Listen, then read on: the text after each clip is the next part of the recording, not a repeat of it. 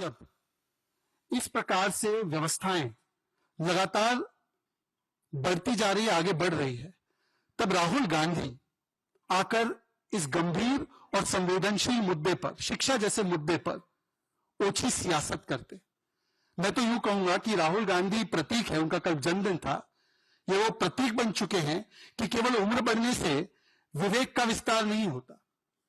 और यदि ऐसा होता तो राहुल गांधी ऐसी गंभीर विषय पर, चाहे तीसरी बार वो फेल हुए चुनाव में, वैसे मैं तो पास हुआ, लाखों अभ्यर्थी भी पास हो रहे हैं, वो तीसरी बार फेल हुए हैं, तो इसका मतलब यह है कि वो मध्य प्रदेश और गुजरात के युवाओं को गालियां बकेंगे।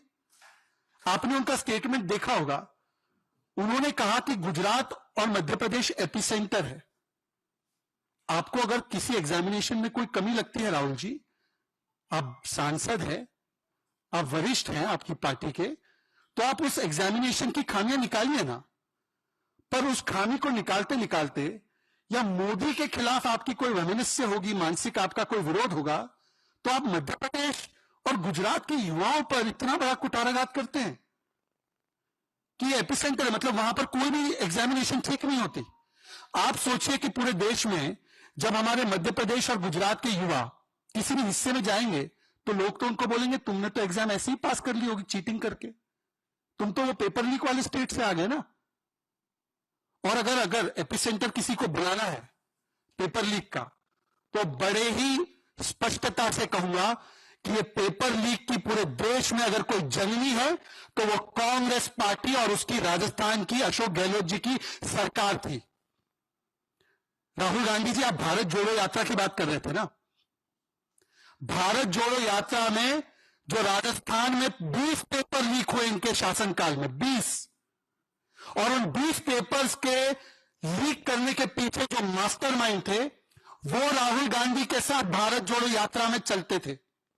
मैं बड़े गंभीरता से कह रहा हूं, मैंने राजस्थान में बहुत काम किया है, राजस्थान चुनाव देखे, राजस्थान के हर एक पत्रकार को पता है मैं किसकी बात कर रहा हूं। राजस्थान में जो पेपर लीक का मास्टरमाइंड था सुरेश ढाका, उसके वकील के रूप में कौन गया था? राहुल गांधी जी। मैं आपसे पूछना चाहता हूं, मैं नहीं पूछता, आज ये मुद्दा बच्चों की शिक्षा को लेकर था, इसमें सियासत नहीं आनी चाहिए थी, पर क्योंकि आपने मध्य प्रदेश, आपने गुजरात, आपने अनेकों प्रदेशों के युवाओं को अपमानित किया, तो आज मैं उन युवाओं की ओर से सवाल पूछ रहा हूं, सुरेश ढाका का लॉयर बनकर कौन गया था? कि जब इस प्रकार से व्यवस्थाएं लगातार बढ़ती जा रही है, आगे बढ़ रही है, तब राहुल गांधी आकर इस गंभीर और संवेदनशील मुद्दे पर, शिक्षा जैसे मुद्दे पर ओछी सियासत करते। मैं तो यूं कहूंगा कि राहुल गांधी प्रतीक है, उनका कल जन्मदिन था, ये वो प्रतीक बन चुके हैं कि केवल उम्र बढ़ने से विवेक का विस्तार नहीं होता। और यदि ऐसा होता तो राहुल गांधी ऐसी गंभीर विषय पर, चाहे तीसरी बार वो फेल हुए चुनाव में, वैसे मैं तो पास हुआ, लाखों अभ्यर्थी भी पास हो रहे हैं, वो तीसरी बार फेल हुए हैं, तो इसका मतलब यह है कि वो मध्य प्रदेश और गुजरात के युवाओं को गालियां बकेंगे। आपने उनका स्टेटमेंट देखा होगा, उन्होंने कहा कि गुजरात और मध्य प्रदेश एपिसेंटर है।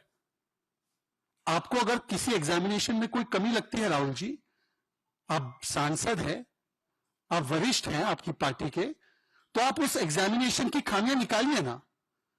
पर उस खामी को निकालते निकालते या मोदी के खिलाफ आपकी कोई वैमनस्य होगी, मानसिक आपका कोई विरोध होगा, तो आप मध्य प्रदेश और गुजरात के युवाओं पर इतना बड़ा कुटाराघात करते हैं कि एपिसेंटर है, मतलब वहां पर कोई भी एग्जामिनेशन ठीक नहीं होती। आप सोचिए कि पूरे देश में जब हमारे मध्य प्रदेश और गुजरात के युवा किसी भी हिस्से में जाएंगे तो लोग तो उनको बोलेंगे तुमने तो एग्जाम ऐसे ही पास कर ली होगी चीटिंग करके, तुम तो वो पेपर लीक वाले स्टेट से आ गए ना। और अगर एपिसेंटर किसी को बुलाना है पेपर लीक का, तो बड़े ही स्पष्टता से कहूंगा कि ये पेपर लीक की पूरे देश में अगर कोई जननी है तो वो कांग्रेस पार्टी और उसकी राजस्थान की अशोक गहलोत जी की सरकार थी। राहुल गांधी जी, आप भारत जोड़ो यात्रा की बात कर रहे थे ना। भारत जोड़ो यात्रा में जो राजस्थान में 20 पेपर लीक हुए इनके शासनकाल में, 20, और उन 20 पेपर्स के लीक करने के पीछे जो मास्टरमाइंड थे वो राहुल गांधी के साथ भारत जोड़ो यात्रा में चलते थे। मैं बड़े गंभीरता से कह रहा हूं।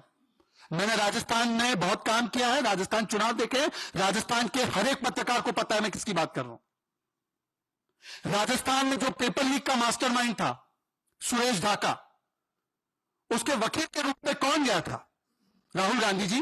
मैं आपसे पूछना चाहता हूं, मैं नहीं पूछता, आज ये मुद्दा बच्चों की शिक्षा को लेकर था, इसमें सियासत नहीं आनी चाहिए थी, पर क्योंकि आपने मध्य प्रदेश, आपने गुजरात, आपने अनेकों प्रदेशों के युवाओं को अपमानित किया, तो आज मैं उन युवाओं की ओर से सवाल पूछ रहा हूं, सुरेश ढाका का लॉयर बनकर कौन गया था?